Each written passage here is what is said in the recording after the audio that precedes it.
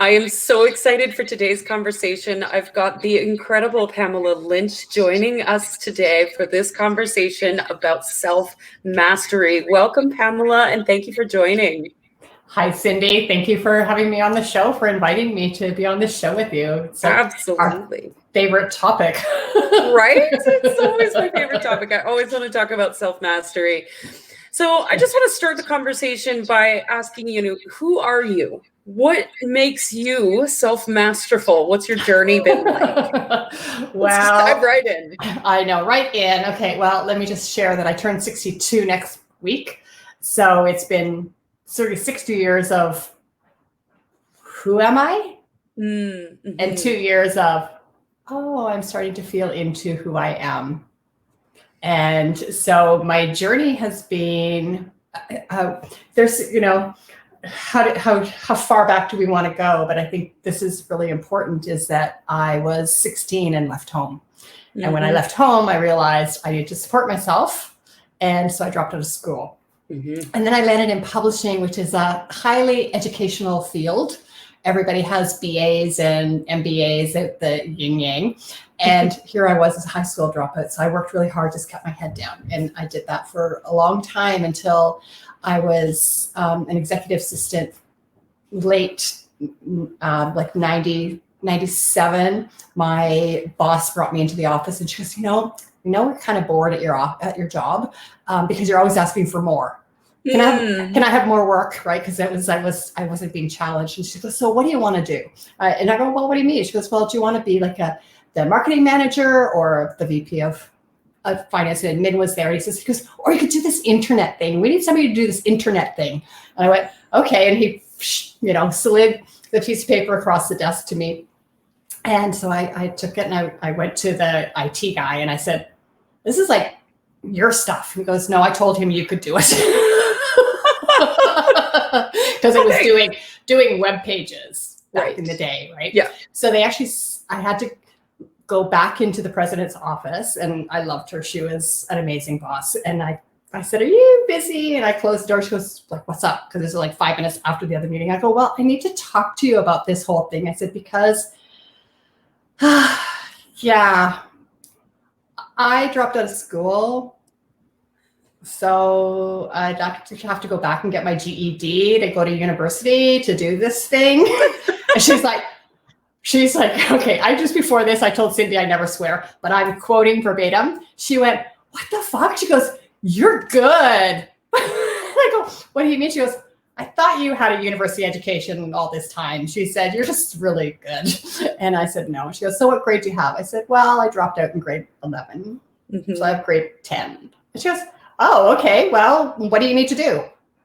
So I went back at 40 and got my GED. And then I went to university part-time for a year and a half to do a 2-year program.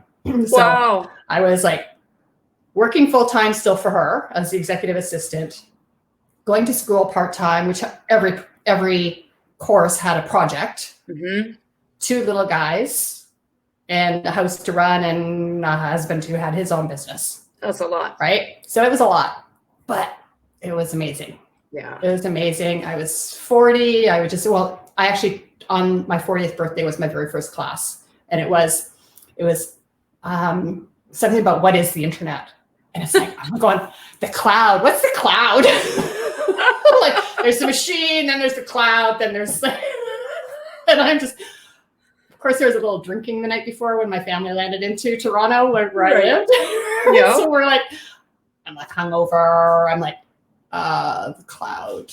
I don't get this. What is the internet? Am I in the right class? What am I in for here? Oh my God. Anyway, I did it. I aced it. I was like high honors in the program. And then I went on to become their web producer. Mm. So I managed, that basically meant in today's world, I was a content manager. Right. So I managed the front end of the website, right? Yeah. So I was a coder, it's like somebody goes, oh, can you help me do this? And it's like, no, that's programming. Coding is way different. Like you have to go to the guys in the States because they're the brilliant guys who do the architect and all that. I just know how to do HTML. Right. Right. Yeah. So anyway, so I did that for 13 years and then 2011, I lost my job in publishing, where lots of people were losing their jobs. And, but I had a 30-year career in publishing, and it was amazing. And it's, I still reap the benefits of being in that industry, right? Because I just started my publishing company a year and a bit ago. Right. Yeah. So, yeah. So anyway, so that journey, when I lost my job, I lived in Kelowna because I'd worked remotely for 9 years. And I went looking for a job, and it's like, oh, top of my pay scale to this job pays $18 an hour. I'm like, That's a hard pill to chew. Yeah. So then I didn't decide, honestly. This coaching thing came around, and I became a law of attraction coach in 2012. And then I went, oh, okay, well, I just won't earn any money for 5 years. That's way better. Is it though? That's just the way it happened. But it was my journry, right? And so then in 2018, it's like 2018, it all converged for me. So the publishing came back in coaching, because I needed coaching to do what I do now. Right. Yeah. And so it was the perfect path. And then it also becomes a little, wow, that was the hard way, but it was the only way I knew. Right. Yeah. So, and it's all great. And all the lessons are there as you go through, and you stumble and then you finally meet up with someone who's going, oh, just follow me. Right. Who's actually the right person to follow. Yeah, absolutely. Yeah. The law of attraction is great, but you need all the other laws tied in with it to make it make sense and to make it actually work in your favor. Yeah. So, and I'd just like to add in here, before we began this call, Pamela told me that she doesn't swear. Rebel Radio makes everybody swear. Just saying. That's one I already did once. That's your quota. You don't have to swear anymore. So funny. So who have been some of your biggest influencers along the way of this journey? So I would, because I mentioned her, my old boss, Diane Wood, she was the first female president in publishing. Wow. Ever. Right. Yeah. And I worked for her for 7 years, and she's the one who put me on that little journey of what do you want to do? Right. So she was a huge influencer in my life. Yeah. And I was a really good assistant for her. Right. Like, I protected her. She was female. She had her moments. And I'm like, you might want to meet with her later. Right. So I actually learned how to manage upwards really well, and learned the art of diplomacy, right, which is also really good as a coach. Right. And in your own business and all of that. So she was a great influencer. Then, of course, Joy Kingsborough, who's our coach. Yep. And Joy, I met her in 2014. And she saw everything. She just has a way of seeing your potential. She has a way of seeing your potential that I didn't see. And then 2 years ago, I went into the Universal Laws program with her, and it was amazing. And I just had a call with her today, my private coaching call, and it's just always so revealing. And she's just helped me immensely along this path to self-mastery. And then the third person I want to mention is Joe Dispenza. He is one of my heroes, as far as he has this way of just really being able to disseminate the information in a way that allows us to be able to hear it. Because it's deep stuff, right? It is very, yes. I've read his book, Becoming Supernatural. It's pretty intense, but I absolutely love him. Yeah. And he does some amazing meditations. Or, short one is an hour. The one I love is 2 hours. So it's really hard to fit that into your schedule, but I do every once in a while. And it's transformational work, and he's doing amazing things on the planet. Love it. Yeah. Love it. Thank you for sharing those. So along the way, I mean, you've now got this publishing company. Tell us a little bit about that. And like, because I know it's been a journey since 2018 to get you to this publishing company and what's going on there. Well, it was the journey getting to 2018 to start the publishing company. And then when I came into alignment with my path, right? And so I published 4 books in my first year in 2018. And through that, I recognized that it's not just about publishing books. It's about working with people who have a huge message, who are enlightened leaders, and helping them to actually hold space for them. So I have a program that's called Sacred Writing Sessions, where they come in and they write for an hour and they're channeling and I'm holding space. So I'm basically meditating. And it's so powerful. And people use it for not just writing books, they're writing content, they're writing sales pages, they're writing contracts, they're writing business plans. It's when they come in, they might not even know what they're going to write about. They might have an idea that I want to work on my book, but then they land in and it's like, oh, this is what needs to be written in this next hour. And they are amazed at how much they actually write. I love that. I love that. I have yet to experience one of those, but I know I've seen a lot of people commenting about them. And I know I saw one that took me by surprise because she wanted to write a sales page. And after the hour, she had a contract written. And I was laughing about that. You don't think of channeling and writing a contract that they would go hand in hand. So I love that. That's really cool. And because it's also an hour for people to be really productive. Right. So, and she hadn't joined the program yet, and she just kept putting it off. And then the day that she joined, I reached out to her and told her it was the day that the program was starting, and she said, oh, I'm really busy today. And then an hour later, she's like, oh, this is the perfect day. And that's when she came in. She wrote the contract. She sent the contract out. She received money for the contract in the hour. Oh my gosh, that's so powerful. I love that. That's so good. So good. Yeah. So what does self-mastery mean to you? Because I feel like it's like the definition of success. It means something different to everybody. So this is like one of my favorite questions to ask. Yeah. So when I was thinking about this question, I recognize, like you do, that it's different for everyone. And so wherever someone is wherever they are at on their journey, when they are striving to be better than they are now, and they're doing so consciously, with devotion, with awareness, right? Consciously and awareness means kind of the same thing, but they're just really aware that they're on a path to be better.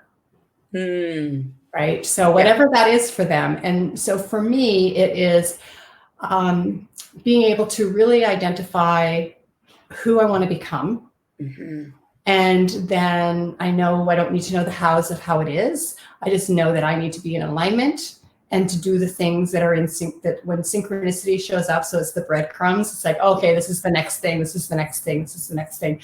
But to every day do something that helps on the path. Yes. It's the dedication and devotion of doing it every day. We can't just show up one day and hope that it works 3 months down the road. We got to do it every single day, right? And that's what I always call it, the practice of self-mastery. And when I work with my clients, I always say there's no right or wrong way to be self-masterful. No. It's about showing up every day. Yeah. And it's about setting the intention to do that.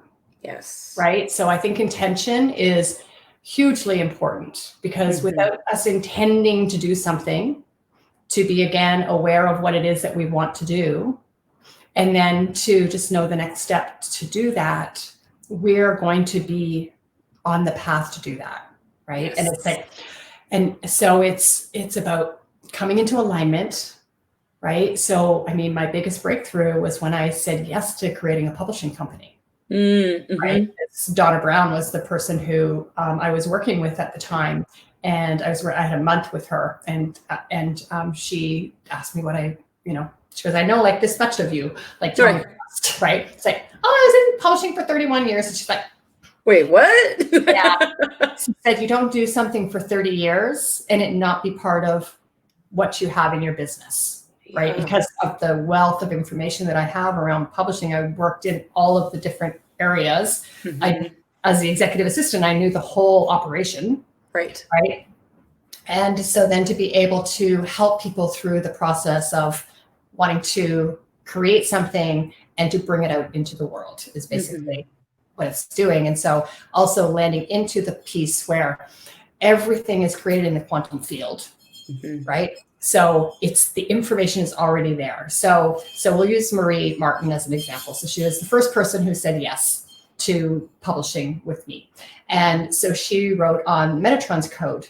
Now, if Marie had been downloading information for 6 years, right, and she was told, no, not yet, don't publish it yet, right? And because she needed to meet me, right? So it was like our two energies needed to come together to create that book. So it was already created, right, in the quantum field. Our job was to bring it into physical form. So that's all I'm helping people do, is to bring information into the field, from the field into the physical realm, for it to go back out into the field. Right. Right? Yeah. And so if Marie hadn't have said yes to writing that book, if I hadn't have said yes to having a publishing company, that would not have happened the way it happened. It would have happened differently. But if she had said no to writing the book, somebody else would have written the book, because it's in the field. It's information that is wanting to be in our physical experience. Yeah. So that's what we're doing, is we're having these experiences that allow us to have another experience. And when we're in alignment with the experiences that we love having, that's when the magic happens. That's when the magic happens. Exactly. Yeah. I want to bring it back to that intention piece. There was something that stood out for me there. For me, when I was trying to force things to happen and trying to figure out the how, it's like I was trying to reverse engineer how the universe works. And I would always try to figure out the how to do it first and put all the technology and all the pieces together, and then sit back and wonder why it didn't work. Yeah. And if we bring it back to the bare bones minimum, which is the most important piece of having the intention first and then the emotional state to move it out into the world, then the how falls into your lap and you don't actually have to figure out the how. Yeah. And that's what I love about that story, in that it's about intention first, because the information's already all there. Yeah. Yeah. Yeah. And that's the same with anything that we create. Yeah. Right? Doesn't matter what it is. We're creative beings who want to have an experience. Exactly. Right. And so we're collaborating with other creative beings who also want to have an experience, and we bring them together to have a similar experience. And it's different the world over, but we have this code to work together in whatever capacity that is. I love that. I love that. And it's so simple and yet not always easy to do. It is. Well, you know the saying, if it was easy, everybody would be doing it. Yes, exactly. Right? And it also takes a level of setting the intention to become self-masterful at something. And one thing that I saw in my journey was that I was always trying to change things up. So it's like, oh, if I do this, then I can make something happen. If I take this program, then I can make that happen. If I can, right? And it's fun. And I was changing so fast because I was trying to figure out how to do it, how to be a coach, right? To have a business, to be an entrepreneur. I mean, remember, I was an employee for 50 years. Right. You were trained a different way. Exactly. And so to become an entrepreneur was a whole new skill set. Right. And so I was trying to learn all of that at the same time. Yeah. And trying would be the optimum word there. Right. Because I had no awareness around it, and I had no intention around it. Yeah. I didn't know any better. Right. If I knew better, I would do better. Right? I think we all believe that. If I only knew. And we can't judge ourselves for not knowing. Because you can't judge yourself for not knowing what you don't know. Yeah. But if you lean into that awareness of everything, every experience of your life starts with your intention first. Yeah. And then from there. Yeah. We can't jump into the deep end of the pool when we don't know how to swim and automatically swim. It doesn't work that way. Yeah. I know. I remember my youngest son was learning how to play guitar. So I think he was like 10 or 11, right? Mhm. And so he was frustrated because he has the arrow of frustration in his chart, just saying, because he wanted to do it perfectly. Yeah. And I wasn't aware enough to sit down and say to him, there's a path to this, right? Yeah. So one of the things I share in the writing programs and working with authors is that nobody's born writing. Right? It's a skill. The way to get better at writing is to write and write and write and write. Mhm. And it's like anything else. The way to learn how to play the guitar is to play and play and play and play. And then all of a sudden one day you're like, it's like, ooh, that actually sounds like music. Right? Totally. Yeah. I love that. I love that. Yeah. So before we bring this conversation to a close, I want to ask you one more question. What do you dream of for the world? I dream that everyone is doing the thing that they love to do, that makes their soul sing. Because imagine a world where everybody is doing what they love and they can collaborate with other people who are doing what they love.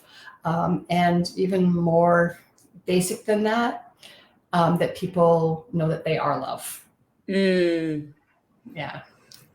That's so beautiful. This is my favorite question to ask in every interview because I always get the best answers and it just ends these calls on total goosebumps. So thank you.